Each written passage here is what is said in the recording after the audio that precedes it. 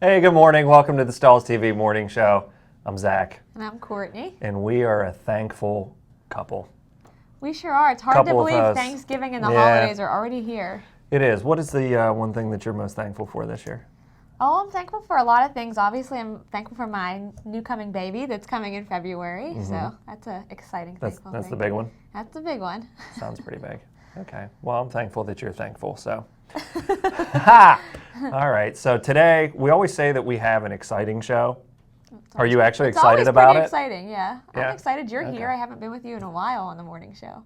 That's true. It's probably been quite a few weeks. But you won't be here with me next week. Josh will. I will not be. Okay. Well, we'll celebrate without you anyway. Post-Thanksgiving, Black Friday, Cyber Monday, madness.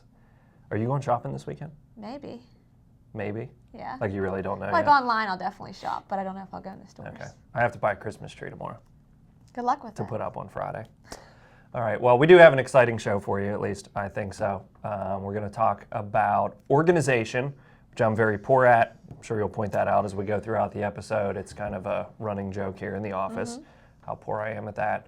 And we're also going to take a look inside of a shop that we went to, a couple pictures from that, a little preview of the Blueprint episode, which is going to launch on this Wednesday. Yep, just in time for Thanksgiving. So if you're looking for something to do over the holiday weekend, we're launching our Stahls TV Blueprint. So exciting episode. We're going to kind of go, or I guess you and Josh went into a shop and really kind of help them with some challenges they were having. And so it's a great opportunity to see some successful applications for your business. What were they doing wrong that maybe we were able to fix for them, and kind of an exciting initiative for us for sure. So much excitement this morning. It's a very hands-on episode. We get into some details on heat printing, solving some major problems that the business has, and that is just part one of multiple parts of a series that we're going to be releasing. So I would encourage you to watch that. It's the Stahls TV Blueprint series launching this Wednesday. Yep, so if you subscribe to our YouTube channel, you'll get a notification on Wednesday when it goes live, and then also it'll be available on stahlstv.com. Okay, great. Let's take a look at our look of the week. Yeah, so look of the week this time is from Katie in Tennessee, and this design we brought out for a couple of reasons.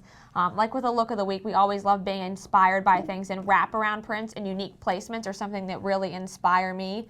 So being able to see that E for engine element really taken around the garment was just a huge plus for me, which is really awesome to see the way she took that design and changed it up a little bit. How do you think Katie applied that wraparound print? Do we have a class on that or a couple videos? We have a couple of videos on wraparound prints. The way I would do it is I would certainly, depending on if there's a seam or not, I would use a heat printing pillow if there was a seam. But I would try to press all that on one application. So kind of turn the shirt sideways on my platen and then press everything together there. And that's obviously multiple layers of heat transfer vinyl mixed and matched together to create that full color effect. Yeah, I think we counted 5 or 6 different colors with a mix between Stahls Fashion Film and Stahls Premium Plus CAD-CUT materials. I like the look. I think it's very wearable, especially for a young boy. Basically, like my kids would wear that for sure. So. Yeah, absolutely. And it shows kind of the different of things that you can do with heat transfer vinyl, really getting creative with mixing and matching different colors to create a full color effect. So even 5, 6 colors isn't out of the realm of possibilities on what you can do. She didn't direct layer any of it, so it doesn't add a lot of bulk to the garment. Still creates a really soft single color effect, or a single feel effect on the garment. Yeah, so great job on that, Katie. If you would like to submit to be featured as the look of the week, there's a couple of different ways you can do that. First, you can email your look to tv@stahls.com. You can also submit to the Stahls Show and Tell, which happens on the Stahls All Things Heat Printing Facebook page. You can also post on Instagram and tag @Stahls TV to be entered into the Look of the Week contest. Now, you don't really win anything besides a feature here on the Stahls TV Morning Show to all of our viewers, but I think that's enough. It is something absolutely. to be thankful something to share your design for sure. Okay. All right. So I took a little bit of time last week to add a segment to a series that we're doing here on the Stahls TV Morning Show, 7 markets that you should be selling apparel to.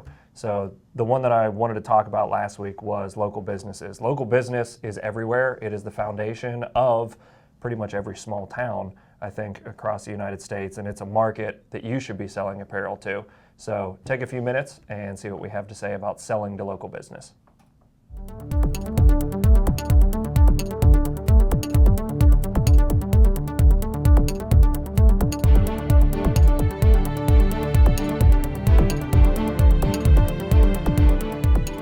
Welcome to this installment of 7 markets you should be selling to. Today, we're going to talk about local businesses. Local businesses are really everywhere around you. I'm guessing you, yourself, operate as a local business. Here's how we're defining local businesses. 1, they are independently owned and operated. 2, they traditionally have lower budgets and less employees than a corporation. Think somewhere around 2 to 50 employees for a local business.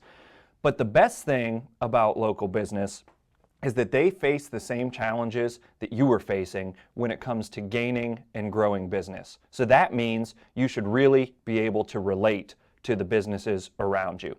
The key to selling to local businesses, especially apparel, is figuring out why they need to buy it. There could be a number of reasons. We'll cover 3 today. 1, they may be buying apparel to outfit or uniform their employees. Or maybe they're buying apparel for sale to their customers to actually make a profit off of the apparel that they're going to buy from you. 3, they may be using it for marketing or brand awareness. This is what we would call traditionally a promotional product. So understanding the why behind their potential purchase will lead you to present the right products. For example, if a local business is looking for a uniform for their employees, you need to consider their brand and their logo when beginning to pitch a sale. A local restaurant may have a specific feel or experience that they're trying to create. You wouldn't want to go into an upscale restaurant and suggest they buy t-shirts, or go into a casual restaurant and suggest they buy button-ups from you. If the local business is going to resell the apparel to their customers, you still need to keep their brand in mind, but your pitch to them might focus on the profit potential of a particular garment style. For example, a high profit item would be performance wear that you have decorated with heat printing. If their goal is marketing and brand awareness, t-shirts are still the most worn item in America. And bags also provide a very functional option that their customers will continue to use year after year, resulting in ongoing promotion. So what's the best way to reach local businesses? First, you need to go where they are. Join your local chamber of commerce or other local small business community group and start networking with the folks that you want to sell to. We also recently finished an election season, and if you think about how all of the local people who were running for office reached their demographic, it was probably through yard signs. So order 25 to 50 yard signs with a clear message of who you are, what you do, and how to reach you, and put them in very high traffic areas. Also, you can go the more traditional route. Pick up the phone or stop in to your local businesses, or better yet, do both. Introduce yourself and your business with a very clear script that demonstrates the unique value you can provide to your local partners. So what are you waiting for? Get out there and start building relationships that sell more apparel.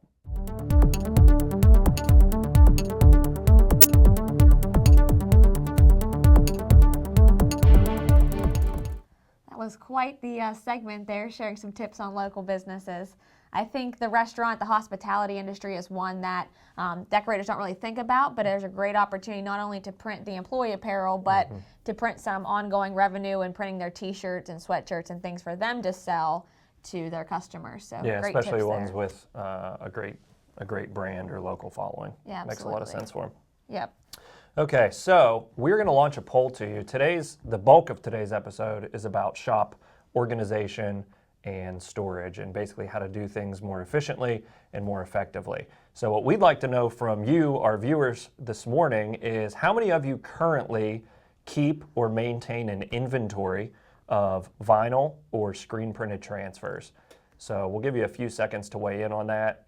For those of you who are watching through the GoToWebinar client, you can answer that question. If you're watching on Facebook Live and you'd like to be able to answer these questions in the future, you can register at stahlstv.com for our live events and watch through our GoToWebinar client as well. So we'll give you just a few more seconds. Joe will close it down and give us the results of the poll on how many of you are currently keeping an inventory of heat transfer vinyl or screen printed transfers. All right, Joe, what do we have? Okay, so we had 65% of our viewers do keep an inventory, 35% do not. Okay. 65% of us keep an inventory and 35% of us do not. I think the tips and tricks that we're going to share with you here this morning will benefit both ways, because even if you're not formally keeping an inventory of vinyl or screen printed transfers, I'm sure you have leftovers at some point that need or you could benefit from organizing those things, or even as your shop grows and you begin to keep inventory. All right, so let's talk about vinyl first, because that's where Stahls really, at least the Stahls ID division is the specialist, and where we spend a lot of our time here is inventorying vinyl, cutting vinyl, reordering vinyl. It's vinyl all over the place here, right? Absolutely. All right. So what are some of the big tips, Courtney, on organizing your heat transfer vinyl? I think here at the Stahls TV studios, we have struggled with vinyl storage for quite some time because we stock so many colors and varieties, and I think that's something that a lot of different decorators do have that challenge. And so the first thing really is how you store your products. So where do you place them? There's a few different solutions that we found successful. For a while, we used a filing cabinet system where we could store products and label the outside of the filing cabinet for each product type, because the challenge with vinyl traditionally is there's multiple types of vinyl, there's multiple colors of vinyl, and so that worked really well for us to separate the types of vinyl that we had. The challenge then became color. So it was hard for us to see if we had a color, or if we knew where the color was in which filing cabinet, if there were multiples for a product. So being able to have something that made it visible was really good for us. So we actually got a wall display that allows us to stick the pegs of the material on there. There's also floor displays that do that as well. Okay, yeah, so wall racks and floor racks are really good for high volume shops, for sure. As you said, with the filing cabinet method, you don't have a great visual on what's actually in stock. And we'll talk a little bit more about it, probably in a little bit, about keeping inventory, but keeping things on a wall rack or on a floor rack gives you the ability to just walk by and not necessarily stop and kind of see visually what you have in stock. Most shops probably aren't inventorying more than maybe 3 or 4 different types of vinyl. I wouldn't think. You have your go-tos, you have your thermofilm for the sporting goods, you have your premium plus for your performance wear, you have your fashion film for t-shirts, and maybe you're doing some special effects stuff with glitter or flock, which can probably sit in the same area. That also, by separating that way, gives you an idea of how much value is in your inventory as well. You know your glitter and your flock is 2 times more expensive than your standard vinyl, so you can get just a quick estimate on what you have sitting in inventory, what you have invested, and what you need to sell. One of the really great things about the Blueprint shop visit that we did, that again is launching on Wednesday at stahlstv.com, Moose's, one of the best things that we found about their shop was their organization. And it actually kind of inspired us to take some pictures and share with you what we found. So here's how they were storing vinyl. They were using wall racks and floor racks primarily. They were using floor racks for the heavier rolls, specifically like the 30-inch wide rolls that were going on their print and cut machines. A lot of sign vinyl is what you see there in the picture, but they were also using wall racks as well. They had additional tools to address a couple of problems that you have, even with the ideal solution of a wall rack or a floor rack. Do you want to talk more about a couple of those? Yeah, and so the one thing you'll notice, the pink clips or pink and orange clips on the outside of a lot of the rolls, that was used to keep the vinyl together. And so one challenge when you're storing vinyl in a cabinet or in a setting like this is the vinyl rolls coming undone and unraveling. And so a lot of people will use tape or rubber bands to keep them together. But the rubber bands tend to keep put like a marking in the material, which can cause some waste, or even the tape, depending on the strength of the tape that you're using, can peel up some of the material or cause some issues that will cause you to have to cut that piece off and have a little extra waste. So those clips were incredibly easy for them to use, and also able to store them without having all those issues. Yeah, honestly, a lot of the folks at Stahls, especially in the sales organization, walk into a lot of shops over the course of a year. Myself and Josh went to this particular shop, and we've been in a lot over the course of our career here at Stahls. That was the first time that we saw those clips. And Moose has just figured that out from starting in the sign industry and picking up some of the tips, tricks, and tools that they use for sign vinyl and just applying it to heat transfer vinyl. Yeah, and I think that's something with the heat transfer vinyl industry that we can learn a lot from, because a lot of the sign vinyl supply companies do have solutions for clips and labeling and stuff like that. Yeah, so even if you're not buying sign vinyl from them, you can look to them for some of those tools and accessories for storage. The other really cool thing that I thought Moose has had, we're talking a lot about visuals, is the label insert that they used for their rolls. You can see it there on screen. So when you open up a roll that comes from Stahls, or pretty much from any supplier, I would imagine, you get a label on the inside of the roll that's basically taped on there. It's just an adhesive patch that's on there. Moose has picked up these dry erase labels that they can write the material type, they can write the supplier that it's from. If somebody needs to reorder that isn't the person who maybe is normally doing that, they have the color on there as well. You can add whatever details you want in the space provided, but it's very easy to not have to walk all the way up to the rack. Maybe if somebody loaded the roll backwards to where the label's on the other side. I know Courtney had a history of doing that early in her career here and was instructed properly by our video production manager, Joe. But this, again, easy visual, saves you time just walking by, seeing what's on the shelf. Yeah, making sure you're grabbing the right roll and all of that. So roll storage is obviously an important aspect of it, but another bigger thing or bigger challenge, I guess, to jump over when it comes to vinyl is storage of scraps and extra pieces, because we tend to always have a 10-inch or a 5-inch piece and we don't want to throw that stuff away. So how do we successfully store something like that, and making sure it's organized is always a challenge. And I'm going to pose that question right back to you, because I'm awful at storing scraps. I used to work in the cutting department at the Stahls Decorating Center, and it was one of our biggest challenges. Even as what we would consider professional decorators, we had trouble storing scraps, especially we were cutting twill, we were cutting heat transfer vinyl, we were cutting sign vinyl, a lot of different things happening. So how do you recommend storing scraps? And just what you're explaining there is kind of how I would sort it up. So I would sort my heat transfer vinyl by product category. You can do it two different ways, by product category or by color. I tend to find that by product category you'll be more successful, because you're not mixing and matching different materials that might have different applications or different cut settings. So having a literature rack system or a Rubbermaid type of drawer system where you could easily store the products. Of course, add a label on the outside so you know what products are in each drawer. That way I know if I have something that's going on a cotton t-shirt, I can go to my fashion film drawer and I can sort through the colors that I have in there and see if I have something that fits for that design. One of the, that actually just brought to mind, and we didn't really talk about this in rehearsal at all, but one of the things that brings to mind is designing for the scrap. So how does somebody design for scrap? Because that also was a big problem. So we had our scrap pieces organized. One of them's a 4x6, one of them's a 7x13, one of them's a 3x9. How do you do design work for those scrap pieces?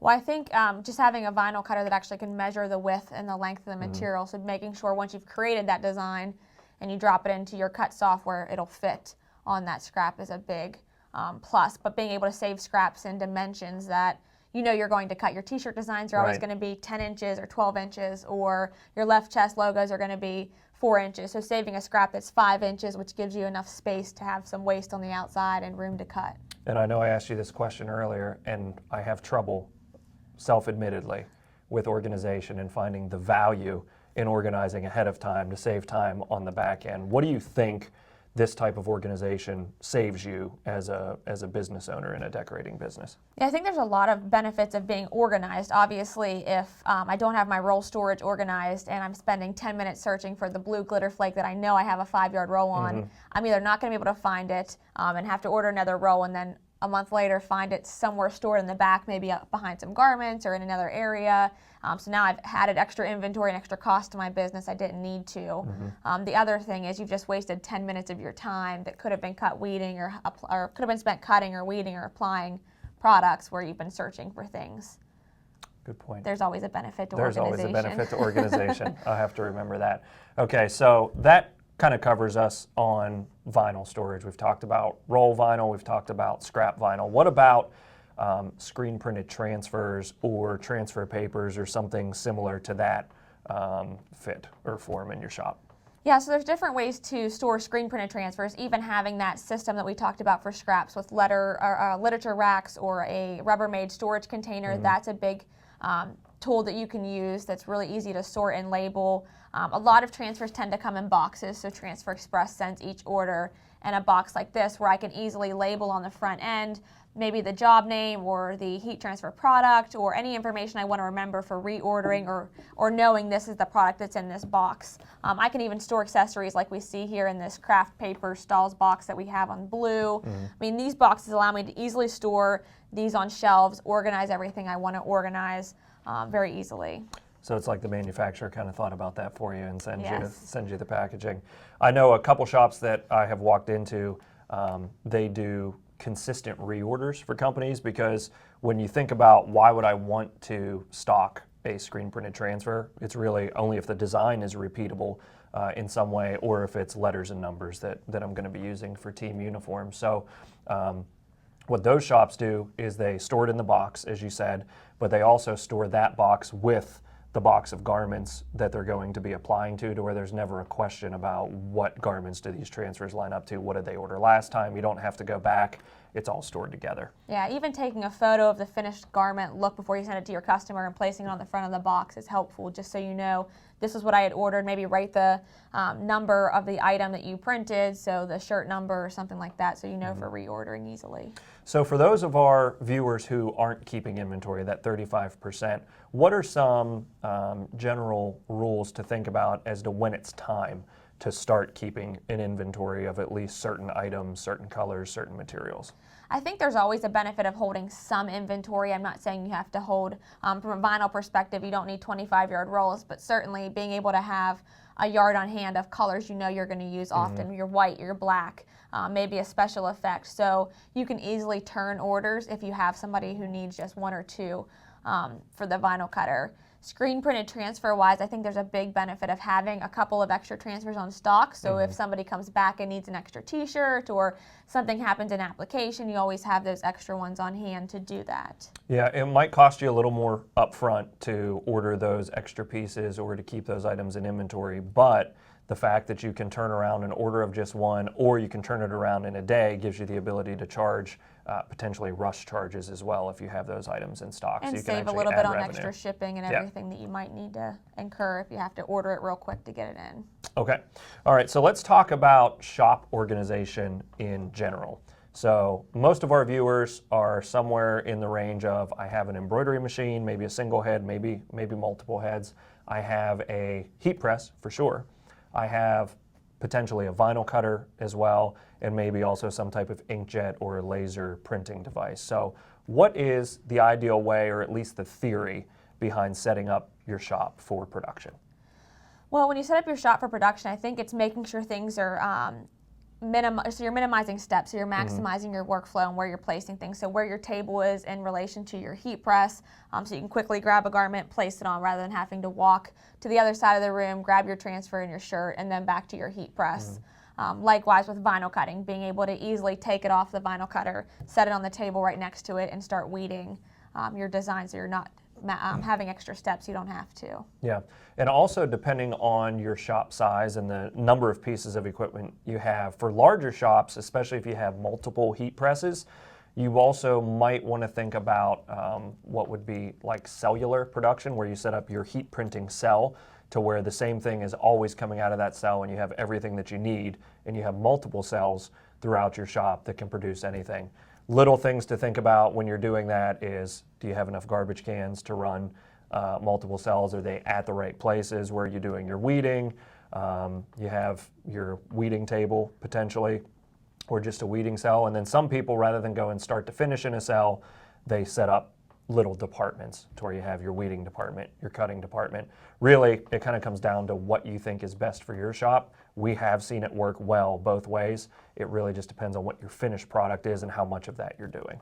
Yeah, and like you said, some shops set them up whatever works best for their workflow and the room that you're in. So if you're in a smaller space, you may find that maybe an L setting with a table and for your preparation for setting up garments, and then your heat press on this direction works best. You may find a back-to-back workflow works a little bit better for being able to quickly turn around, grab garments, and load them on the press. One of the best little tools that a lot of our folks wear at trade shows is an apron. I wear that sometimes around here whenever things get crazy and there's lots of weeding, cutting, and transfer preparation. So, What do you keep in your apron? weeders, scissors. If I'm doing print cut, I keep a squeegee in there. Anything I want to make sure I don't leave somewhere else. So if I'm weeding designs in one area, being able to keep scissors so I can trim them apart, but also have scissors and a weeder when I'm at the heat press if I need to pick something up that didn't get applied at or didn't get weeded off in the weeding process. Okay, so I think one last piece of organization that we should talk about. We talked about vinyl, screen print transfers. What about garments? Because at the end of the day, that's what all of this stuff is going on to. So recommendations for garment organization or storing. Yeah, I mean, if you have extra inventory on garments, I recommend storing them by product type and then also by size, so you're able to kind of see what large t-shirts you have, what medium t-shirts you have. By color is also another great way to do it. So if you have an influx of adult white t-shirts, having them stored by large, extra large, medium, small. Same thing for all the other garments. And when it comes production time, anything to get them closer to the press is usually better for your operators if you're not doing it yourself. If you are doing it yourself, you're going to save yourself a ton of steps just by getting a small table to put by your heat press that you can load your garments on, and another small table for the items that you're going to be heat applying. All right, anything else you want to cover on organization? I think that's it. Okay, hopefully this was a really organized episode for you guys to watch. We try to do things in a particular order.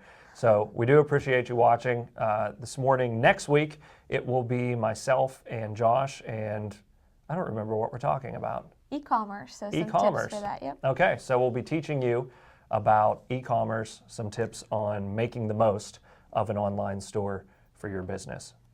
Close this up. That's it. We'll see you guys. Have a nice Thanksgiving.